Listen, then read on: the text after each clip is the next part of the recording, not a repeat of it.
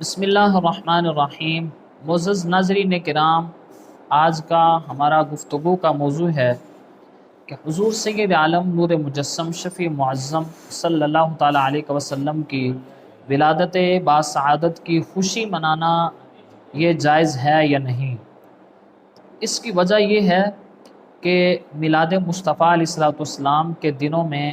چند لوگوں کی طرف سے یہ اعتراض کیا جاتا ہے کہ حضور سید عالم صلی اللہ تعالیٰ علیہ وسلم نے اپنا میلاد نہیں منایا، لیکن ہمارا دعویٰ یہ ہے کہ حضور سید عالم صلی اللہ تعالیٰ علیہ وسلم نے اپنا میلاد خود منایا تھا اور اس کو بیان بھی کیا تھا۔ چونکہ ہمارا دعویٰ جواز کا ہے، لیکن لوگ جو ہیں وہ میلاد کی تعریف نہ جانے کیا کرتے ہیں، تو چونکہ ہمارا دعویٰ میلاد کے جواز کا ہے، میلاد کے جائز ہونے کا ہے، تو اسی طرح میلاد کی تعریف بھی ہم ہی کریں گے۔ ہم میلاد کس کو سمجھتے ہیں؟ میلاد کا لغوی معنی ہے کہ پیدائش کا زمانہ یا پیدائش کا وقت، اور اصطلاح میں میلاد کہا جاتا ہے کہ اپنی ولادت کی خوشی منانا اور اپنی ولادت کا تذکرہ کرنا، اور حضور سید عالم صلی اللہ تعالیٰ علیہ وسلم کی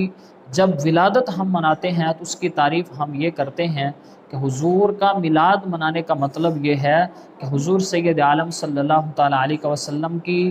ولادت کا تذکرہ کیا جائے،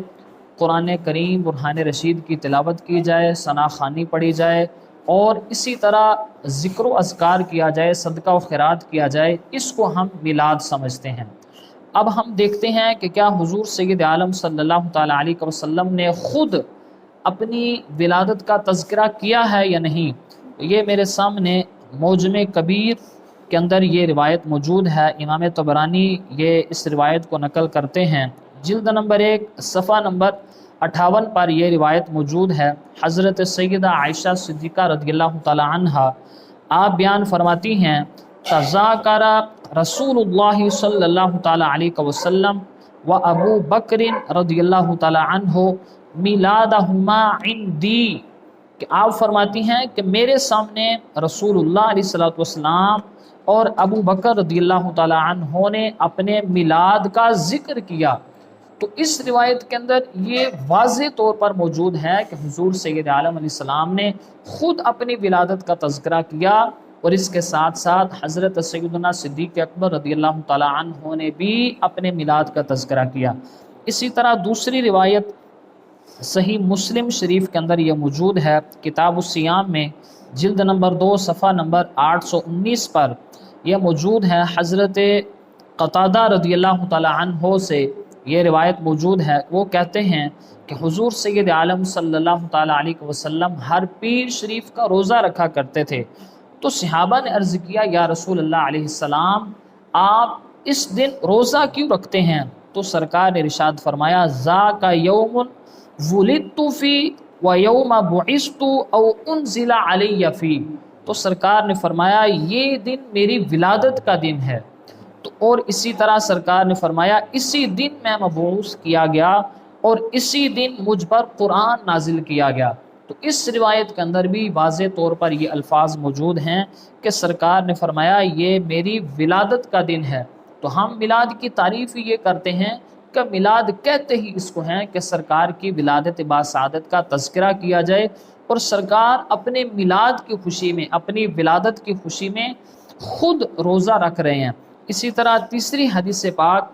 جو صحیح مسلم شریف کے اندر موجود ہے، جلد نمبر 4 صفحہ نمبر 1782 میں یہ موجود ہے کہ حضور سید عالم نور مجسم شفیع معظم صلی اللہ تعالی علیہ وسلم خود ارشاد فرماتے ہیں، ان اللہ اصطفیٰ کنانۃ من ولد اسماعیل واصطفیٰ قریشا من کنانہ واصطفیٰ من قریش بنی ہاشم واصطفانی من بنی ہاشم، کہ سرکار فرماتے ہیں اللہ تعالیٰ نے اولاد اسماعیل میں سے کنانہ، اور کنانہ میں سے قریش، اور قریش میں سے بنی ہاشم، اور بنی ہاشم میں سے مجھے چنا۔ تو یہ سرکار اپنے میلاد کا خود تذکرہ کر رہے ہیں، سرکار نے اپنا پورا سلسلہ نسب بیان کیا۔ اس روایت سے بھی یہ بات بالکل واضح ہوتی ہے کہ سرکار کی ولادت باسعادت کا تذکرہ کرنا اسی کو میلاد کہتے ہیں، اور یہ احادیث سے ثابت ہے۔ اسی طرح حضرت عباس رضی اللہ تعالی عنہ بیان فرماتے ہیں کہ حضور سید عالم صلی اللہ تعالی علیہ وسلم آپ مسجد نبوی شریف میں تشریف لائے اور سرکار نے ارشاد فرمایا۔ حضرت سیدنا عباس رضی اللہ تعالیٰ عنہ فرماتے ہیں فقام النبی صلی اللہ تعالیٰ علیہ وسلم علی المنبر، کہ سرکار منبر پر جلوہ فرما ہوئے، فقال، اور فرمایا من انا، اے میرے صحابہ بتاؤ میں کون ہوں؟ تو صحابہ کہتے ہیں فقالو، انہوں نے کہا انت رسول اللہ، آپ اللہ کے رسول علیہ السلام ہیں۔ تو سرکار نے فرمایا انا محمد بن عبد اللہ بن عبد المطلب، سرکار فرماتے ہیں میرے صحابہ سنو کہ میں محمد بن عبداللہ بن عبد المطلب ہوں۔ اور آگے سرکار نے جو جملے ارشاد فرمائے ان اللہ خلق الخلق فجعلنی فی خیرہم فرقہ، کہ سرکار نے فرمایا بے شک اللہ نے مخلوق کو پیدا کیا تو مجھے ان کے بہترین گروہ میں رکھا۔ اور پھر اس حدیث کو حضور سید عالم صلی اللہ تعالیٰ علیہ وسلم نے بڑی تفصیل کے ساتھ بیان فرمایا کہ اس کے پھر دو گروہ کیے، ان میں سے بہترین گروہ میں رکھا، پھر ان کے مختلف قبیلے بنائے، فجعلنی فی خیرہم قبیلۃ، مجھے بہترین قبیلے میں رکھا، ثم جعلہم بیوتا فجعلنی فی خیرہم بیتا، پھر رب ذوالجلال نے اس کے مزید گھر بنائے تو مجھے بہترین گھر میں رکھا۔ حضور سید عالم صلی اللہ تعالیٰ علیہ وسلم فرماتے ہیں وَخَيْرِهِمْ نَسَبًا، اور میرا نسب سب سے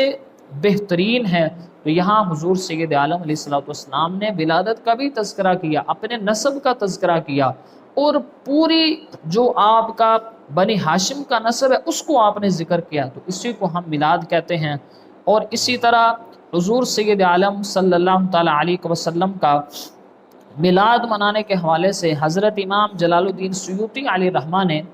انتہائی خوبصورت یہ دلیل ذکر کی ہے۔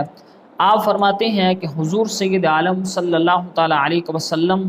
جب مدینہ طیبہ میں تشریف لائے تو سرکار نے اپنی ولادت کی خوشی میں جانور ذبح کیے۔ آپ نے اپنی ولادت کی خوشی مناتے ہوئے اللہ کی راہ میں جانور ذبح کیے۔ امام جلال الدین سیوطی یہ فرماتے ہیں کہ بعض لوگوں نے اس عمل کو عقیقہ قرار دیا ہے، یعنی وہ کہتے ہیں کہ یہ سرکار نے اپنی ولادت کی خوشی میں نہیں کیا تھا بلکہ یہ تو عقیقہ کیا تھا، اور عقیقہ کرنا تو یہ سرکار کی سنت ہے، ہم بھی اس کو مانتے ہیں۔ امام جلال الدین سیوطی نے اس روایت پر حسن المقصدی فی عمل المولدی، اس کے اندر یہ روایت صفحہ نمبر 196 پر موجود ہے۔ آپ نے انتہائی شاندار تبصرہ فرمایا۔ آپ فرماتے ہیں کہ اس عمل کو عقیقہ نہیں قرار دیا جا سکتا، یہ سرکار نے اپنی ولادت کی خوشی میں جانور ذبح کیے تھے۔ آپ فرماتے ہیں العقیقۃ لا تعاد مرۃ ثانیہ، کہ اس لیے عقیقہ نہیں قرار دیا جا سکتا کہ عقیقہ زندگی میں دوبارہ نہیں کیا جاتا۔ فرماتے ہیں فَيُحْمَلُ ذَلِكَ عَلَىٰ أَنَّ الَّذِي فَعَلَهُ النَّبِيُّ إِظْهَارًا لِشُكْرٍ عَلَىٰ إِيجَادِ اللَّهِ إِيَّاهُ رَحْمَةً لِلْعَالَمِينَ، کہتے ہیں کہ سرکار کا عقیقہ تو آپ کے والد گرامی نے کر دیا تھا، تو سرکار نے یہ جو جانور ذبح کیے تھے یہ عقیقہ کے لیے نہیں کیے تھے، اس لیے کہ عقیقہ دوبارہ نہیں کیا جاتا۔ تو کہتے ہیں سرکار نے یہ جو عمل فرمایا تھا فَيُحْمَلُ ذَلِكَ عَلَىٰ أَنَّ الَّذِي فَعَلَهُ النَّبِيُّ إِظْهَارًا لِشُكْرٍ عَلَىٰ إِيجَادِ اللَّهِ إِيَّاهُ رَحْمَةً لِلْعَالَمِينَ، کہ سرکار نے اس عمل کو جو کیا تھا تو اس بات پر اللہ کے شکر کا اظہار کیا کہ اس نے آپ کو رحمةً للعالمین بنا کر بھیجا تھا۔ تو ہم بھی میلاد کی تعریف یہی کرتے ہیں کہ سرکار جو تشریف لائے ہیں، سرکار کی تشریف آوری ہونے پر، سرکار کے اس دنیا میں تشریف لانے پر آپ کی ولادت کا تذکرہ کرنا، ولادت کی خوشی منانا، اسی کو تو میلاد کہا جاتا ہے۔ تو ہم اسی کو ہی میلاد مناتے ہیں۔ اور آگے آپ نے ارشاد فرمایا وَتَشْرِيعٌ لِأُمَّتِهِ، اور سرکار نے یہ جو عمل کیا ہے یہ اس لیے بھی کیا کہ میری امت کے لیے مشروع ہو جائے۔ تو اس روایت سے